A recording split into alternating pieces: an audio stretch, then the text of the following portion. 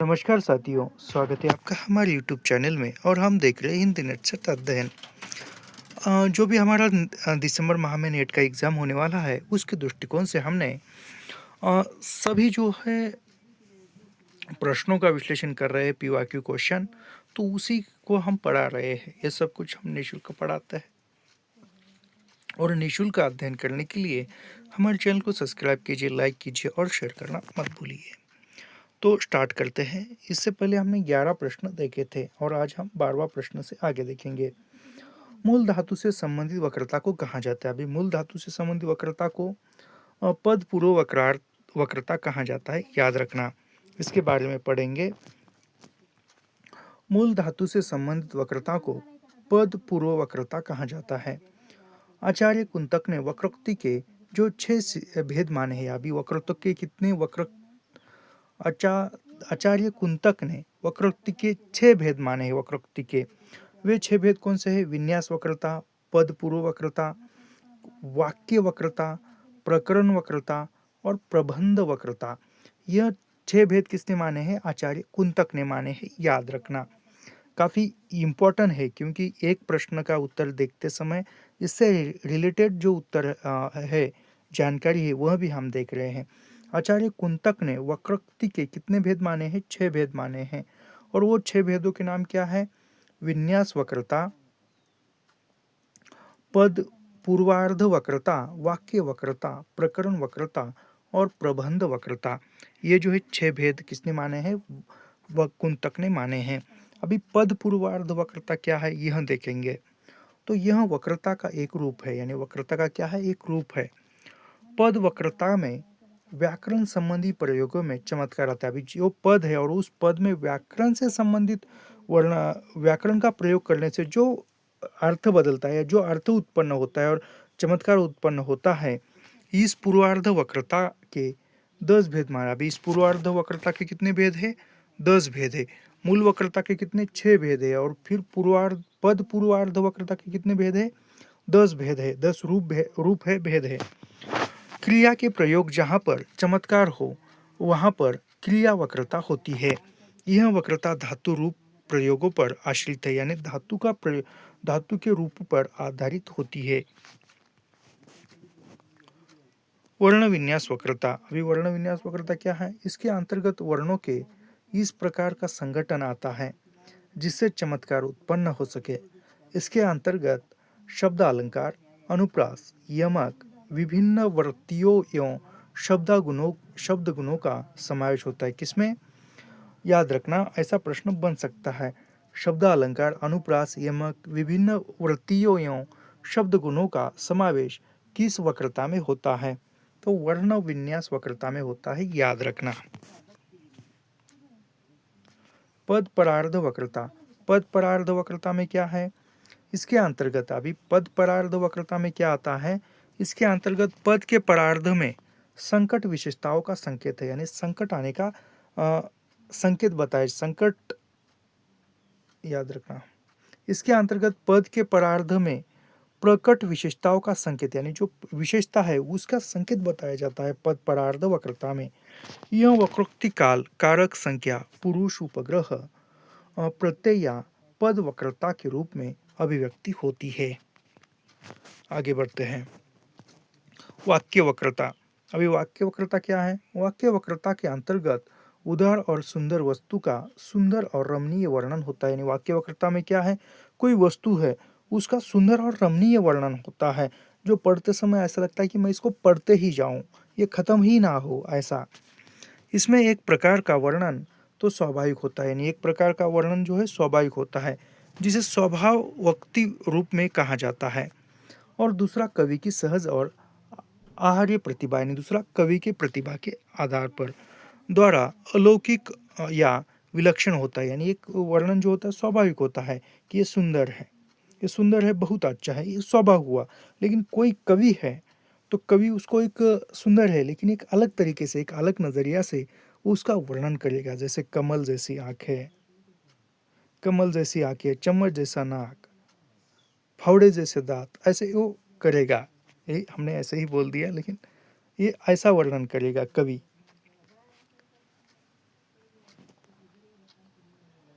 आगे बढ़ते हैं।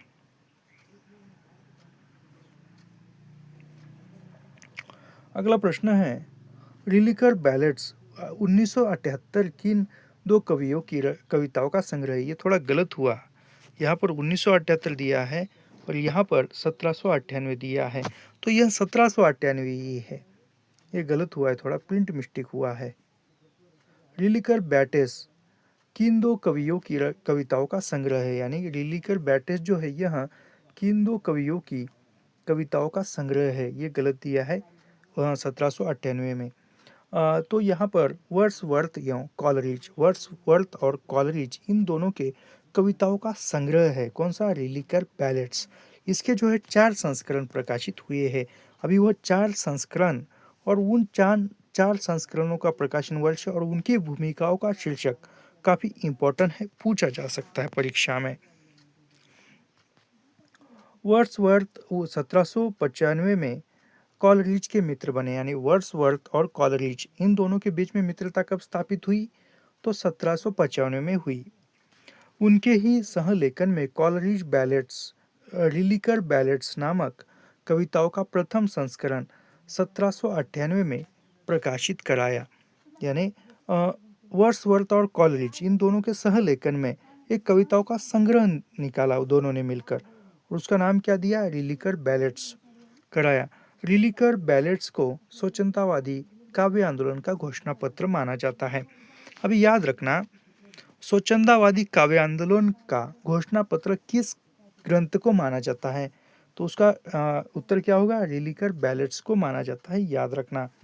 लिलिकर बैलेट्स के 4 संस्करण प्रकाशित हुए हैं, जैसे बताइए मैंने अभी। तो 4 संस्करण के प्रकाशन वर्ष और उसकी भूमिकाओं के शीर्षक तथा भूमिकाओं के नाम, ये इम्पोर्टेंट है, याद रखना। प्रथम संस्करण जो है 1798 में प्रकाशित हुआ और उसके भूमिका का नाम क्या है? एडवर्ड टीजमेंट। एडवर्ड टीजमेंट इसके प्रथम संस्करण की भूमिका का नाम है। द्वितीय संस्करण कब निकला? 1800 में निकला। जो उसकी भूमिका का शीर्षक क्या है? पिम्परेंस। तृतीय संस्करण कब निकला? 1802 में। उसकी भूमिका का नाम क्या है? पिम्परेंस। और चतुर्थ संस्करण जो है वो 1815 में निकला और उसकी भूमिका का शीर्षक है पिम्परेंस, याद रखना। याद रखना, ये काफ़ी इंपॉर्टेंट है। 3 भूमिकाओं के शीर्षक जो है पिम्परेंस ही है, लेकिन प्रथम संस्करण की भूमिका का शीर्षक क्या है? एडवर्ड टीजमेंट है, याद रखना, काफ़ी इंपॉर्टेंट है। अगला प्रश्न है, किसी भाषा का साहित्य में व्यवहार न होना इस बात का प्रमाण नहीं है कि उस भाषा का अस्तित्व ही नहीं था। यह कथन किस लेखक का है? तो यह कथन जो है रामचंद्र शुक्ल का है। अभी इसके बारे में हम पढ़ते हैं। किसी भाषा का साहित्य में प्रयोग व्यवहार न होना, यानी कोई भाषा है और उस भाषा को हम साहित्य में इस्तेमाल नहीं करते हैं, तो भाषा का अस्तित्व नहीं है ऐसा माना जाता है क्या? नहीं माना जाता, उसका भी अस्तित्व होता है, लेकिन बोली के रूप में होता है, ये अलग बात है। इस बात का प्रमाण नहीं है कि उस भाषा का अस्तित्व नहीं था।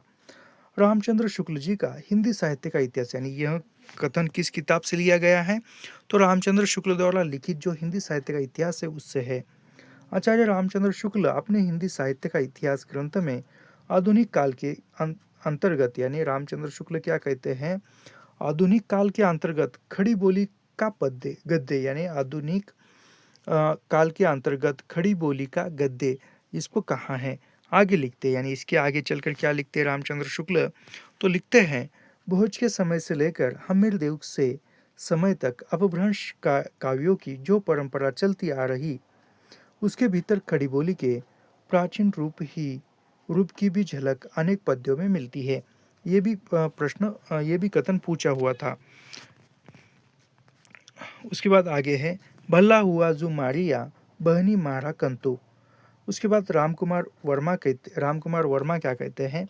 तो रामकुमार वर्मा का कथन है कि जिस देश के पास हिंदी जैसी मधुर भाषा है, रामकुमार वर्मा क्या कहते हैं कि जिस देश के पास हिंदी जैसी मधुर भाषा है, वह देश अंग्रेजी के पीछे दीवाना क्यों?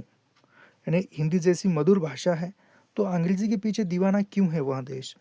स्वतंत्र देश के नागरिकों को अपनी भाषा पर गर्व करना चाहिए। हमारी भावभूमि भारतीय होनी चाहिए। हमें झूठन की ओर नहीं ताकना चाहिए, यानी राम कुमार वर्मा क्या कहते हैं कि हमें अंग्रेजी की ओर ज़्यादा आकर्षित नहीं होना चाहिए, हिंदी अपनी मधुर भाषा है, उस पर भी ध्यान देना चाहिए।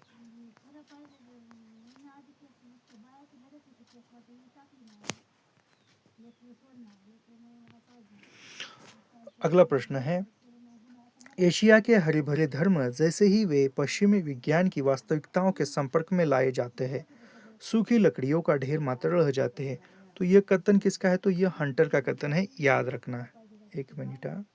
तो इसका उत्तर जो है हंटर है, डी। एशिया के हरे भरे धर्म जैसे ही वे पश्चिमी विज्ञान की वास्तविकताओं के संपर्क में लाए जाते हैं, सूखी लकड़ियों का ढेर मात्र रह जाते हैं। यह कथन अंग्रेज अधिकारी हंटर का है, यानी ये अंग्रेज अधिकारी था हंटर, इसका है। लॉर्ड मैकाले को ये कहाँ का है? तो यह जो है हमारी जो वैचारिक पृष्ठभूमि यूनिट है उसके अंतर्गत ये प्रश्न है। लॉर्ड मैकाले को भारत में अंग्रेजी भाषा और भारतीय शिक्षा का जनक माना जाता है, यानी भारतीय और अंग्रेजी भाषा और भारतीय शिक्षा का जनक किसको माना जाता है? तो लॉर्ड मैकाले को माना जाता है, याद रखना।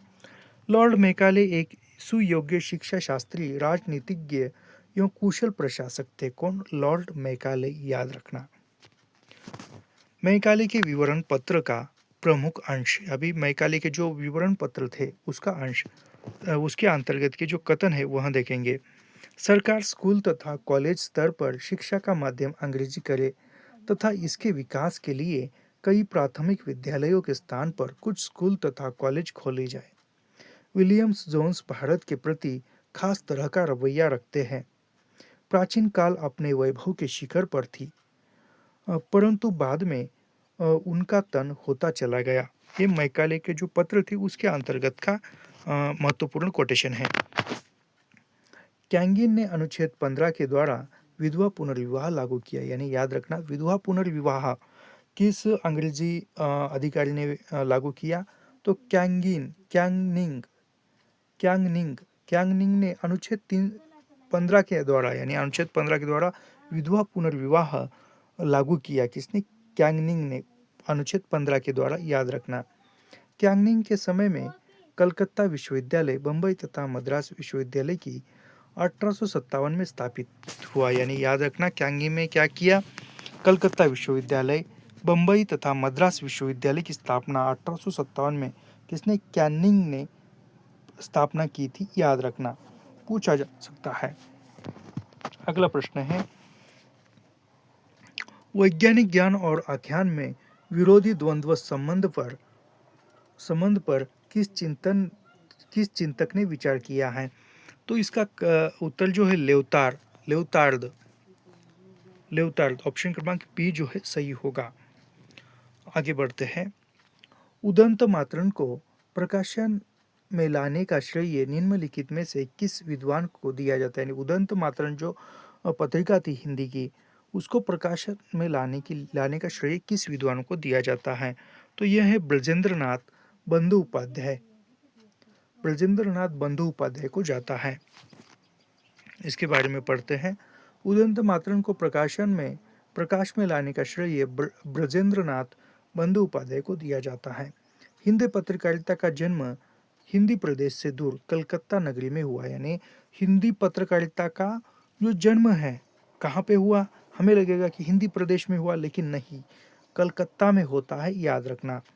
प्राप्त सामग्री के आधार पर हिंदी का पहला पत्र उदंत मातरण था, यानी उदंत मातरण यह हिंदी का पहला पत्र था, याद रखना। इसका प्रकाशन 30 मई 1826 को हुआ था, यानी 30 मई 1826 को हुआ था। और उदंत मातरण का प्रथम संपादन किसने किया था? तो जुगल किशोर ने किया था, याद रखना। उदंत मातरण के प्रकाशन दिन को आधार मानकर 30 मई को राष्ट्रीय हिंदी पत्रकारिता दिवस मनाया जाता है। अभी यहाँ पर 3-4 प्रश्न बनते हैं। कौन सा? हिंदी पत्रकारिता दिन कब मनाया जाता है? 30 मई 1826, यानी 30 मई को हिंदी पत्रकारिता दिवस। हिंदी की पहली पत्रिका पत्र कौन सा था? उदंत मातरण था।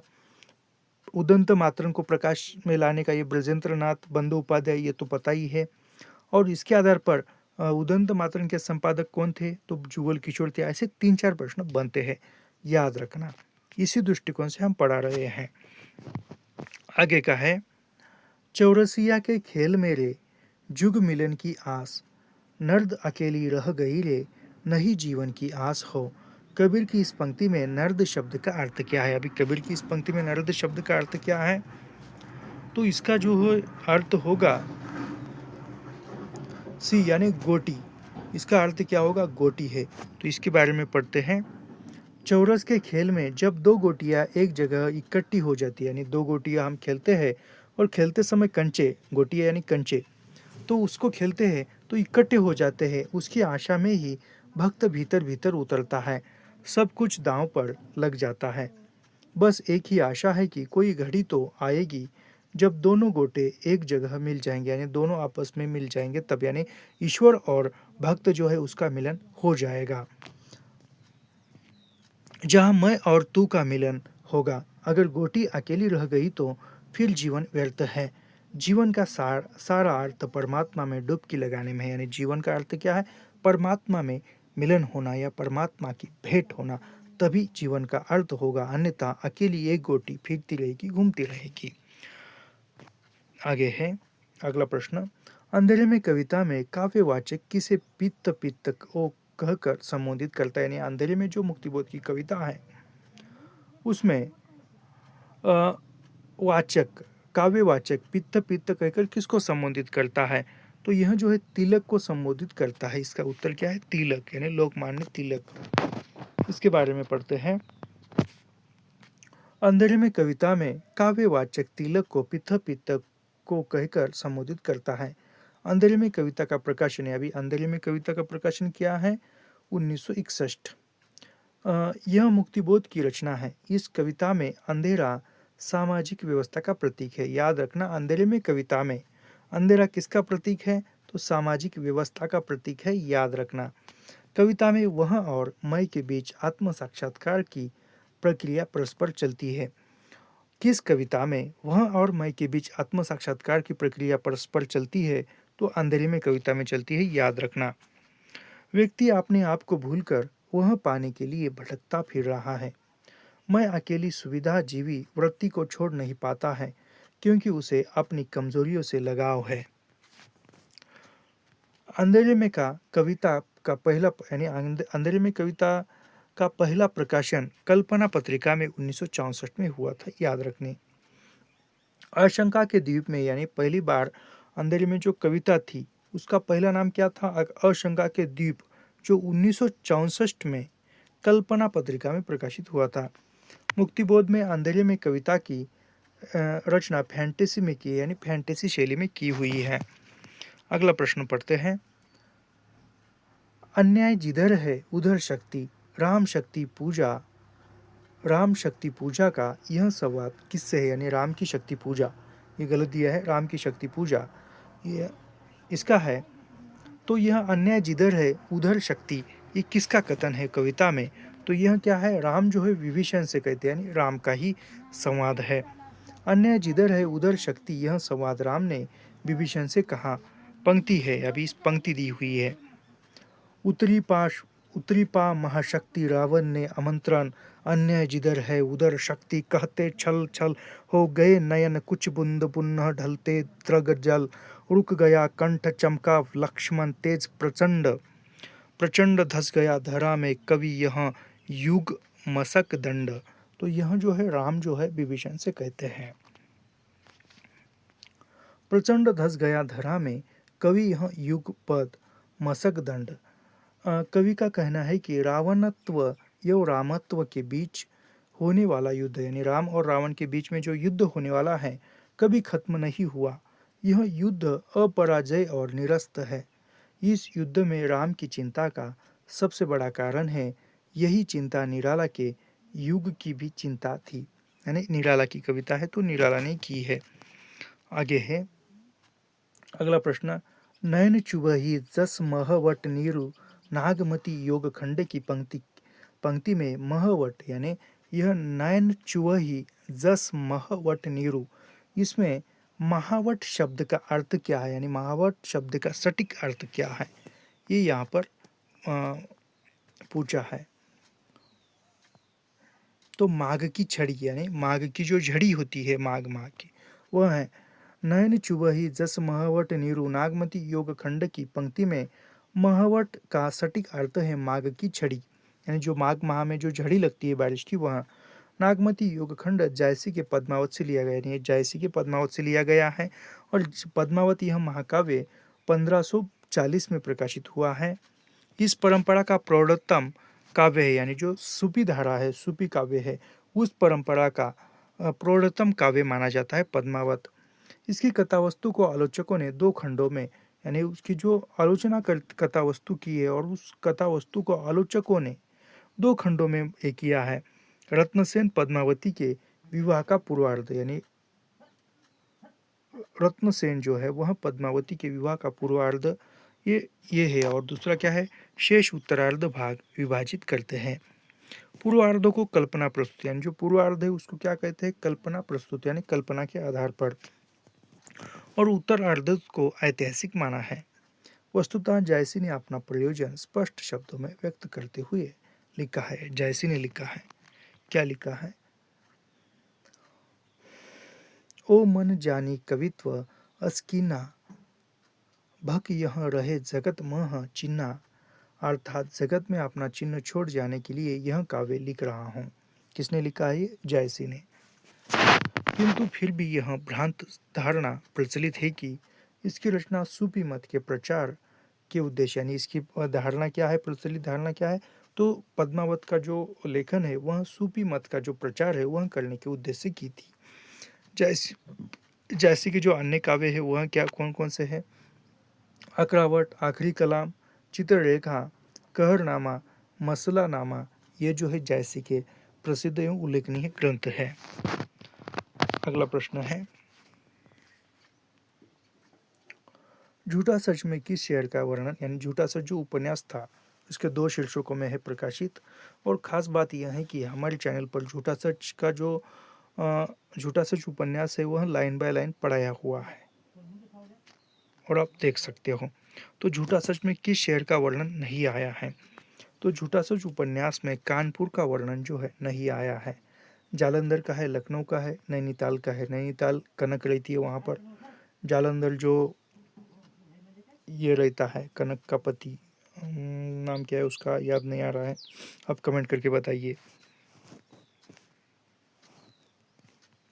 झूठा सच उपन्यास में कानपुर शहर का वर्णन नहीं आया है। झूठा सच उपन्यास में जालंधर, लखनऊ, नैनीताल का वर्णन है। झूठा सच उपन्यास यशपाल का 7वां उपन्यास है, यानी यशपाल का कितना कितना उपन्यास है, कौन से नंबर का, तो 7 नंबर का उपन्यास है झूठा सच। अभी यशपाल के उपन्यास है दादा कामरेड, देशद्रोही, दिव्या, पार्टी कामरेड, मनुष्य के रूप, अमिता, 12 घंटे, अप्सरा का शाप, क्यों फंसे, मेरी तेरी उसकी बात। और ये यशपाल के उपन्यास है।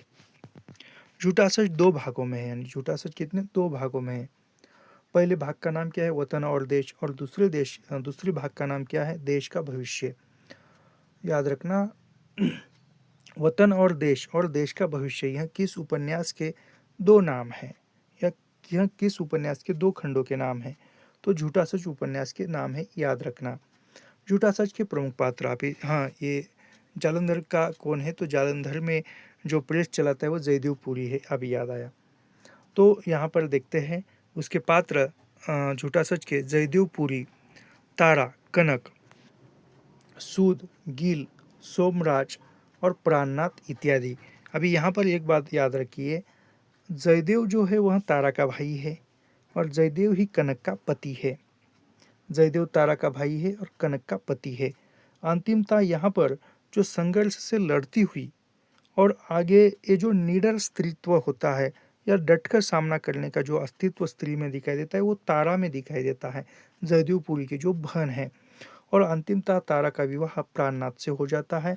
कनक और जयदेव पुरी का बाद में डाइवोर्स हो जाता है, अलग हो जाते हैं। गिल जो है वह ये भी संपादक ही रहता है, संपादक कार्यालय में, और कनक का मित्र बन जाता है बाद में।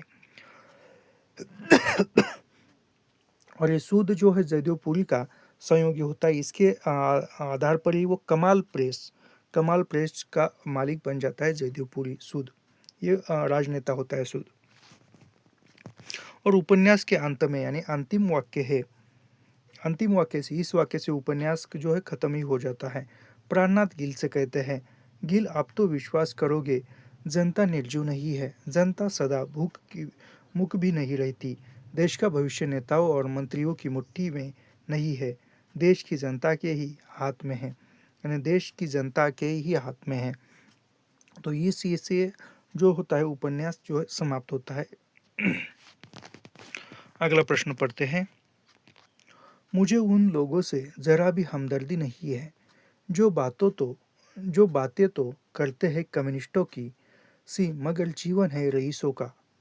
उतना विलास समय उतना ही स्वार्थ से भरा हुआ। यह कथन किस उपन्यास का है? तो यह कथन जो है गोदान उपन्यास से लिया हुआ है, जो प्रेमचंद द्वारा लिखित है।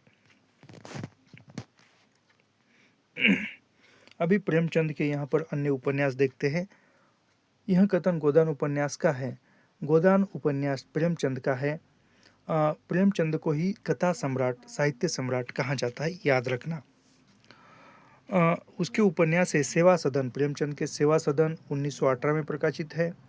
उसके बाद है वरदान 1921, प्रेमाश्रय 1921, रंगभूमि 1925, कायाकल्प 1926, निर्मला 1927, प्रतिज्ञा 1929, गबन 1931, कर्मभूमि 1932 और गोदान 1936। मंगलसूत्र भी लिखना प्रारंभ किया था, लेकिन मृत्यु के कारण वह अपूर्ण रह गया।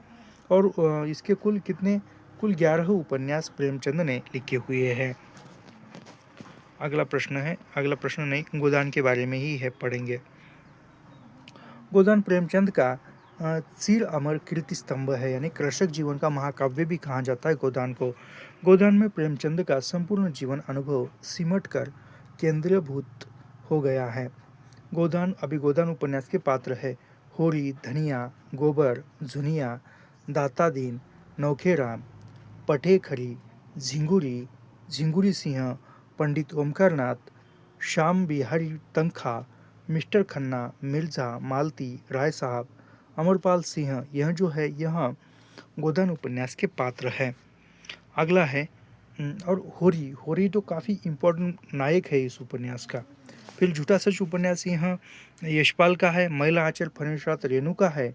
और ये जो वहाँ पर प्रश्न पूछा था और उसके नीचे जो भी विकल्प दिए थे उस विकल्पों के ही यहाँ पर है। तो रेणु जो है महिला आंचल का के लेखक है और जिंदगी नामा कृष्णा सोप्ती का उपन्यास है। अगला देखते हैं। बाम भट्ट की आत्मकथा के कथामुख प्रस्तावना वक्तव्य के अनुसार मिस कैथराइन किस राष्ट्र की निवासी थी? तो मिस कैथराइन यह ऑस्ट्रेलिया की निवासी थी। ये भी हमने पढ़ा है। सब कुछ जो भी मेन कथन होते हैं, मेन जो बातें होती है, उपन्यास, कहानी, निबंध, ये सब कुछ हमने पढ़ा हुआ है और इसी चैनल पर प्लेलिस्ट जो है निःशुल्क उपलब्ध है। उपन्यास बाम भट्ट की आत्मकथा के कथामुख प्रस्तावना वक्तव्य के अनुसार मिस कैथराइन ऑस्ट्रेलिया की राष्ट्र की निवासी थी। हजारी प्रसाद द्विवेदी ने कुल 4 उपन्यास लिखे। अभी हजारी प्रसाद द्विवेदी ने कितने 4 उपन्यास लिखे हैं। बाम भट्ट की आत्मकथा, चारू चंद्रलेख, पुनर्रवा, अमान दास का पोथा, ये जो है 4 उपन्यास लिखे हैं। किसने? हजारी प्रसाद द्विवेदी ने। मिस कैथराइन ऑस्ट्रेलिया के एक संभ्रांत रईस ईसाई परिवार की कन्या है। यानी किस परिवार की कैथराइन थी? तो ईसाई परिवार की थी, याद रखना। मिस कैथराइन का भारतीय विधाओं के प्रति असीम अनुराग था। यानी भारतीय जो विधा होती है उन विधाओं के प्रति अनुराग था, स्नेह था। अपने देश में रहते हुए भी उन्होंने संस्कृत और ईसाई हिंदी का अच्छा अभ्यास किया था। आगे बढ़ते हैं। किस उपन्यास में पारंपरिक गीतों के साथ ही बाबा फरीद शाह, लतीफ़ और बुल्ले शाह की कविताओं की बहुतायत से प्रयोग किया गया है? तो यह जो है जिंदगी नामा में किया हुआ है। यदि हम देखते हैं तो झूठा सच में भी नहीं है, तमस में भी नहीं है, शेखर एक जूनी में भी नहीं है। तो हमें कुछ याद नहीं आता है, सटीक उत्तर पता नहीं है, तो पहले जो है ऑप्शन काटना सीखिए। झूठा सच में नहीं है, इसमें भी नहीं है, तो जिंदगी नामा में 100% है, याद रखना। यह कृष्णा सोप्ती का उपन्यास है। जिंदगी नामा में पारंपरिक गीतों के साथ ही बाबा फरीद और शाह लतीफ़ और बुल्ले शाह की कविताओं का बहुतायत से प्रयोग किया गया है। कृष्णा सोबती ने अब तक कुल 6 निबंध लिखे, यानी कृष्णा सोबती ने कितने उपन्यास लिखे हैं? तो 6 उपन्यास लिखे हैं। 6 उपन्यासों में उसका प्रकाशन वर्ष के साथ देखते हैं। सूरजमुखी अंधेरे के 1972, जिंदगीनामा 1979, दिलो दानिश 1993, समय सरगम 2000, गुजरात पाकिस्तान से गुजरात हिंदुस्तान 2017, चेन्ना 2019। ये जो है प्रसिद्ध 6 उपन्यास है किसके? कृष्णा सोबती के। जिंदगीनामा एक बड़ा उपन्यास है जिसमें पंजाब की विगत है, जिंदगी का पूरा ब्यौरा, यानी जिंदगीनामा उपन्यास में पंजाब प्रांत के जो जिंदगी है उसका पूरा ब्यौरा प्रस्तुत किया है। जिंदगीनामा उपन्यास के प्रमुख पात्र, यानी प्रमुख पात्र कौन से हैं जिंदगीनामा के? शाहानी, जो सिक्का बदल गया की भी है, शाहजी, महरी चाची, राबिया, करम बीबी, सफराज और जोरावर, यह जो है यहाँ जिंदगीनामा उपन्यास के पात्र हैं। तमस भीष्मसानी का है, झूठा सच यशपाल का है, शेखर एक जीवनी आज्ञे का है। और ये तमस, झूठा सच, शेखर एक जीवनी, यह तीनों उपन्यास हमारे नेट के पाठ्यक्रम में है। अभी लाल पान की बेगम, अगला प्रश्न क्या है? लाल पान की बेगम कहानी से है। लाल पान की बेगम कहानी में बिरजू की माँ किसे टीशन वाली कहकर संबोधित कहती है? अभी टीशन वाली किसे कहकर संबोधित करती है? तो जंगे की पुते हो। ये बाइस्कोप का गीत भी गाती है, याद रखना।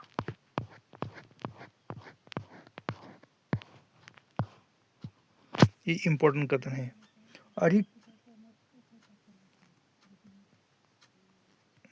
अरे टीशन वाली तो रोती काहे है? बिरजू की माँ ने पुकार कर कहा, आजा झट से कपड़ा पहनकर। सभी कहानियाँ जो है हमने लाइन बाय लाइन पढ़ी हुई है और इसी चैनल पर उपलब्ध है, सारी गाड़ी पढ़ी हुई है। बेचारी आजा जल्दी। लाल पान की बेगम कहानी के, अभी लाल पान की बेगम कहानी के पात्र क्या है? बिरजू। बिरजू की उम्र क्या है? आप कमेंट करके बताइए। माँ चंपिया, चंपिया कौन है? तो बिरजू की बहन है। सुनरी, मकनी फुआ, जंगी की पुते हो और राधे की बेटी। अभी फणिशरत रेणु की आने जो कहानी संग्रह है, ठुमरी, अग्निखोर, आदिम रात्रि की महक, एक श्रावणी, दोपहरी धूप, सभी कहानी संग्रह है रेणु की। रेणु जी की कहानियाँ, अभी रेणु जी की जो महत्वपूर्ण कहानियाँ हैं प्रसिद्ध, वो कौन सी है? रसप्रिया, ठेस, तीसरी कसम उर्फ मारे गए गुलफाम, एक आदिम रात्रि की महक, पंचलाइट, पहलवान की ढोलक, सवंदिया, अकल और भैंस, तीन बिंदिया, यह जो है इम्पोर्टेंट कहानियाँ है किसकी? रेणु की, फणेश्वरनाथ रेणु की।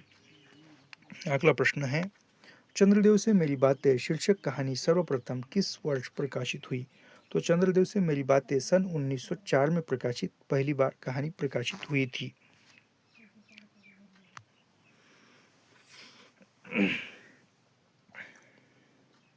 चंद्रदेव से मेरी बातें कहानी जो 1904 में प्रकाशित हुई थी, और वह राजेंद्र बाला घोष तथा बंगम महिला कहानी है, इनकी कहानी है। अभी राजेंद्र बाला घोष की अन्य कहानियाँ कौन सी है? चंद्रदेव से मेरी बातें 1904, कुंभ में छोटी बहू 1906, दुल्हे वाली 1907 और दालिया 1909। याद रखना, फिर से पढ़ते हैं। राजेंद्र बाला घोष की जो कहानियाँ थी वह कौन सी है? चंद्रदेव से मेरी बातें 1904, कुंभ में छोटी बहू 1906, दुल्हाई वाली 1907 और दालिया 1909। यह जो है कहानियाँ प्रकाशन वर्ष के साथ याद रखिए। सरस्वती पत्रिका में प्रकाशित यह कहानी चंद्रदेव से मेरी बातें सबसे प्रथम 1904 को सरस्वती पत्रिका में प्रकाशित हुई थी और यह पत्रात्मक शैली में लिखी हुई है, यानी लेखिका ने चंद्रदेव को पत्र लिखकर एक पत्रात्मक शैली में लिखी हुई कहानी है, जिस पर शिव शंभू के चिट्टे निबंध का प्रभाव देखा जा सकता है।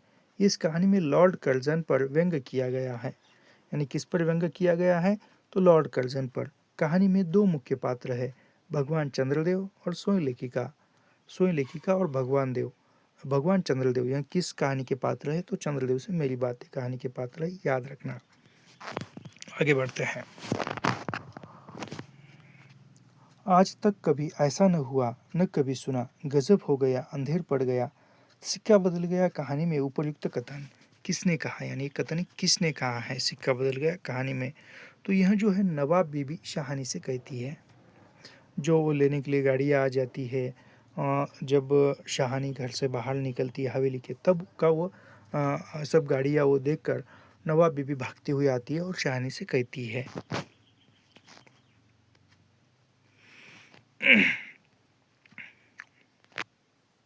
यह कहानी कृष्णा सोबती की है, जिसमें देश विभाजन की पृष्ठभूमि यानी सिक्का बदल कहानी देश विभाजन की पृष्ठभूमि पर है।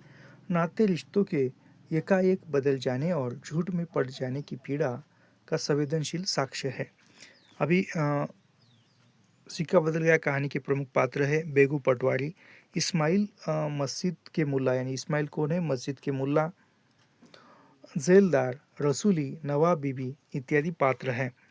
अभी कृष्णा सोबती की अन्य जो कहानियां हैं या अन्य रचनाएं वह कौन से, डाल से बिछुड़ी, मित्र मरजानी काफ़ी इम्पोर्टेंट है, सूरजमुखी आंधेरी के ये उपन्यास है, यारों के यार, तीन पहाड़, दिलो दानिश, जिंदा रुख, जिंदगी नामा, ये लड़की उपन्यास है, कहानी बादलों के घेरे तथा संस्मरण, हम हशमत, हम हशमत यह पूछा हुआ है, हम हशमत किसका ये है संस्मरण है, तो कृष्णा सोबती का है, याद रखना। केवल आज के इसमें 30 ही देखेंगे प्रश्न, ये 29 है और अगला 30, दो ही प्रश्न देखेंगे और रुकेंगे। पवित्रता माप है मलिनता, सुख का आलोचक है दुख, पुण्य की कसौटी है पाप। उपर्युक्त संवाद स्कंदगुप्त नाटक में किस पात्र का है, तो स्कंदगुप्त नाटक का प्रश्न है, तो कौन सा है यह?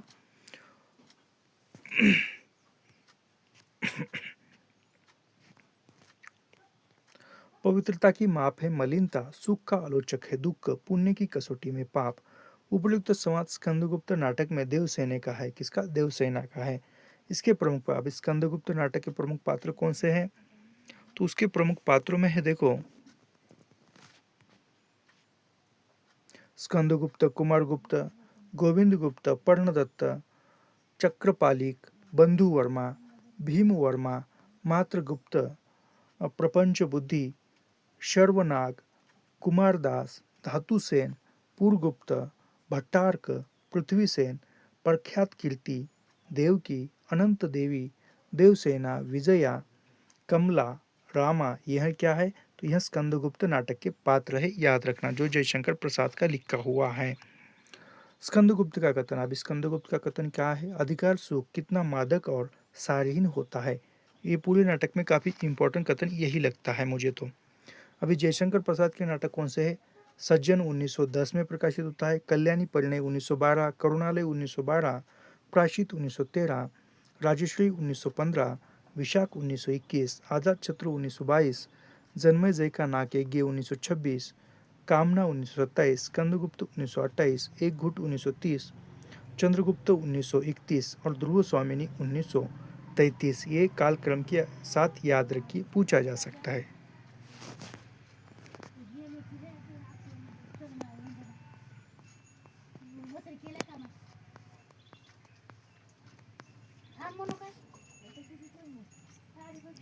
अगला प्रश्न देखते हैं, मानव कब दानव से भी दुर्दांत, पशु से भी बर्बर और पत्थर से भी कठोर, करुणा के लिए निरवकाश हृदय वाला हो जाएगा?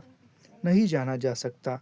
अतीत सुखों के लिए सोच क्यों, अनागत भविष्य के लिए भय क्यों, और वर्तमान को मैं अपने अनुकूल बना ही लूँगा, फिर चिंता किस बात की। तो यह जो है सिंह हरण का कथन है। तो यहाँ पर हम रुकते हैं, ये भी जो भी ये बातें हैं वो बाद में पढ़ेंगे।